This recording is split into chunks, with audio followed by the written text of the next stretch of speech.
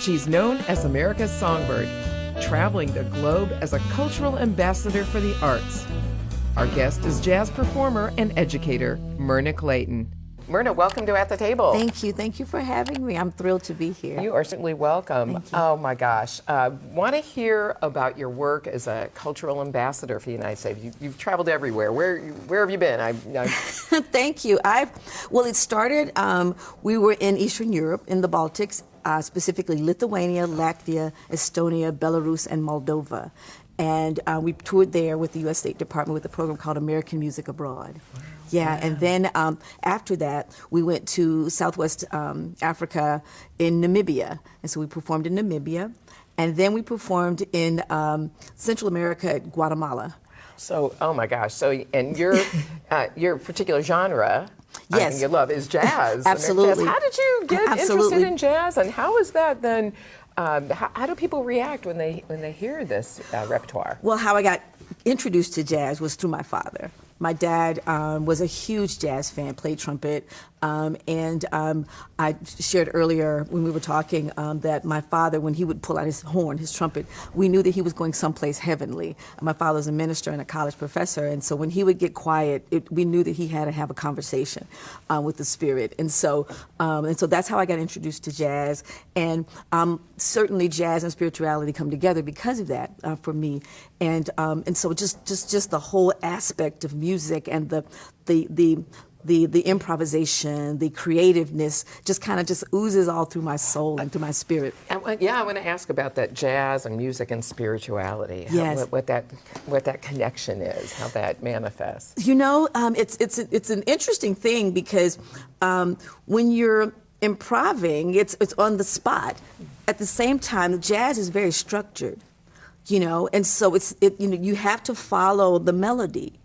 And following the melody, then you have creativity around the melody. You have creativity around the chords in the song. And so that you have to connect spiritually, and I say in another plane, in another level, to be able to find harmony and blend within all of that. And I'm thinking also you're blending with other people and, you know, connecting in that way, which is you're not using words. You know, it's like using a language of music. You are, and words become a part of that language. And so the drummer has its own kind of rhythm and kind of texture, and the pianist has its own rhythm and texture. The saxophone has its own rhythm and texture, and the voice has its own rhythm and texture. And so each voicing has its own rhythm, its own texture, and whoever you gravitate toward, and that's where some people say, well, I like the drummer, I like the bass player. You know, you gravitate toward whatever that is, that energy that speaks to you, and it could change. I mean, many people like to kind of like stay with an instrument, but me, I can go, especially if someone's soloing, they're soloing really well, I'm in that place with them, you know. I say spiritually, it could be mentally, however you want to connect.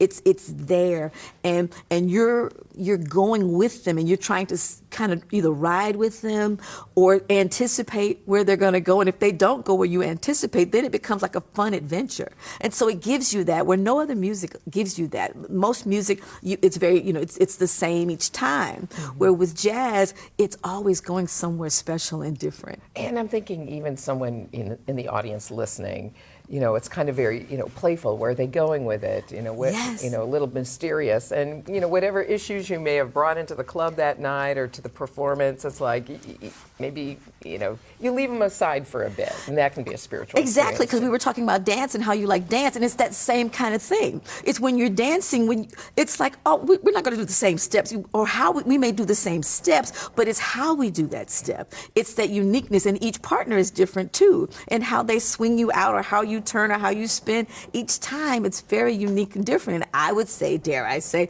that's a spiritual experience that you're having with that person. And so it's wonderful, you know, so that's, to me, it's like that. And jazz started off as dance music. So your father introduced you to jazz, yes. But did you sing, and he was a minister, did you sing yes. in the church initially and then make that transition into jazz? You know, it's funny, yes, I started singing at age 5, and I played flute. My dad made sure that my brother played French horn, I played flute, so we were always in the band. And so from 6th grade on through college, I got a music scholarship, and so I was in the band. I never sang in the chorus, I never sang in our school. school chorus. I never sang in our college chorus. I always sang in the gospel genre. And so many times, because I went to Northside High School, and I was in the touring show band. I wasn't part of the touring show performers.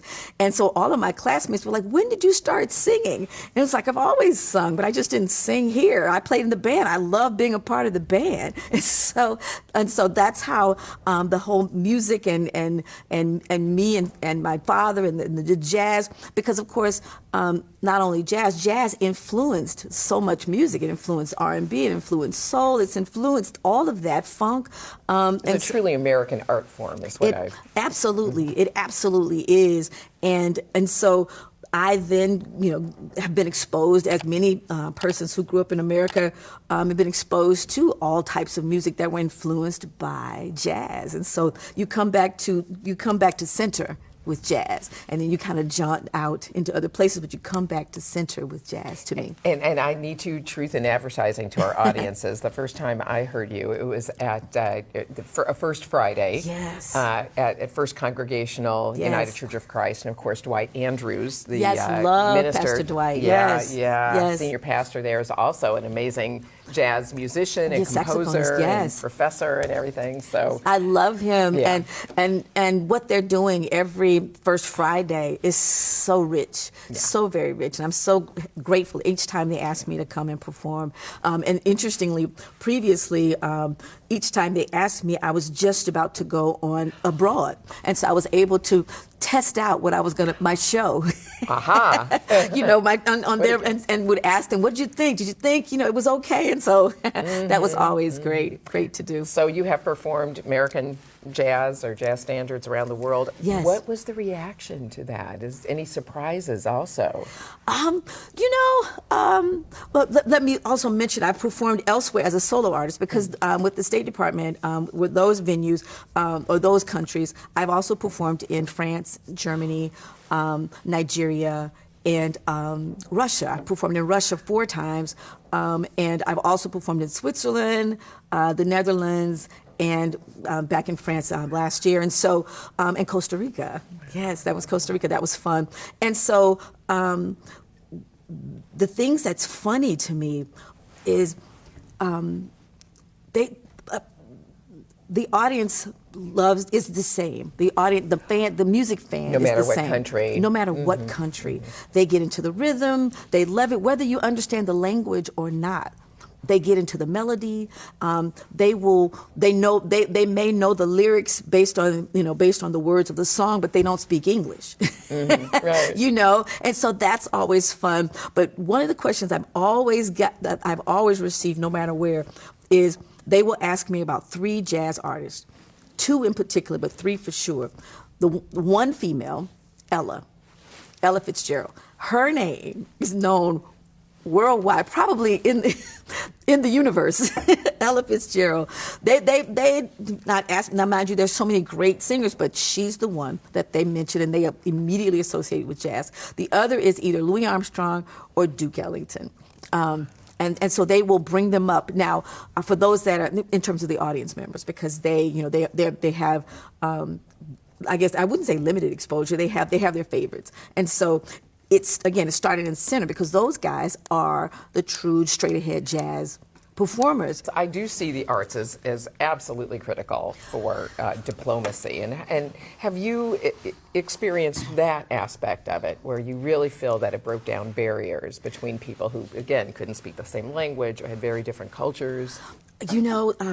Yes. While I was in Russia, I was actually at an event, and every one of my shows, no matter where I am, in what country, I sing the song, What a Wonderful World.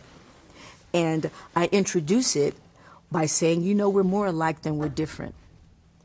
When I smile, it looks like your smile. When I frown, it looks like your frown. When you cut me, I bleed red, just like you. So can we get along? Can we not have war? I'm saying that from the stage. No one prompts me. I say that in every country. It's not like it's unique and I'm sending a political message. I'm saying it as a human being. Can we get along? Can we not look at our differences? Can we celebrate our similarities? And the consul general's wife came to me in tears, and she said, "You did more in 5 minutes in what you said than we've been able to do in months. And so that's an example of, yes, we do have that opportunity. And then I also say that we artists are essential workers. We are the essential workers. I say that because in the pandemic, people were getting free art in their homes, on their television, theaters, musicians. They were getting that free. And that was maintaining a person's sanity in their home. They're able to deal with the craziness because of the arts. And so I'm a huge proponent that we are essential workers. And people don't necessarily value artists in the same way that they do others. And I'm on a mission to help, because there's no such thing as a starving artist. No. We are skilled, we are trained, we are taught. And we need to be valued, compensating, from a compensation standpoint, because we study as long, if not longer, than most doctors, than most lawyers, and many lawyers and doctors are musicians, and so they would understand, and they would probably agree with me that, yes, in fact, we have studied. It takes serious skill to be able to, first of all, perform and get to a level of performing that you're willing to even stand out in front of somebody. The judging audience who's critiquing, everyone's critiquing you, well, that's pretty good. Well, I don't know if I like that. All of that takes pressure. But we're bold enough and audacious enough to say, we want to share what we've got. We want to share with you. And we want this wonderful symbiotic relationship to happen with the audience, because I say to the audience when I'm performing, we're about to pour. We're going to empty ourselves into you. Your job is to fill up and pour back into us through your applause. We need that. We need that cyclical relationship, because that elevates us to such an amazing experience. That's different each night, because the audience is different each night, and how we bring it is different each night. And so that happens again culturally. In other cultures, the same. It happens, and we have such a great time. Such a great time. The other thing with the international piece is my band and I do master classes, and we'll do jam sessions. And so the State Department will have us and bring persons. And so we're able to interact, and we're able to learn from them, and they're able to learn from us. And so it's a wonderful, wonderful experience with the State Department and doing cultural exchange.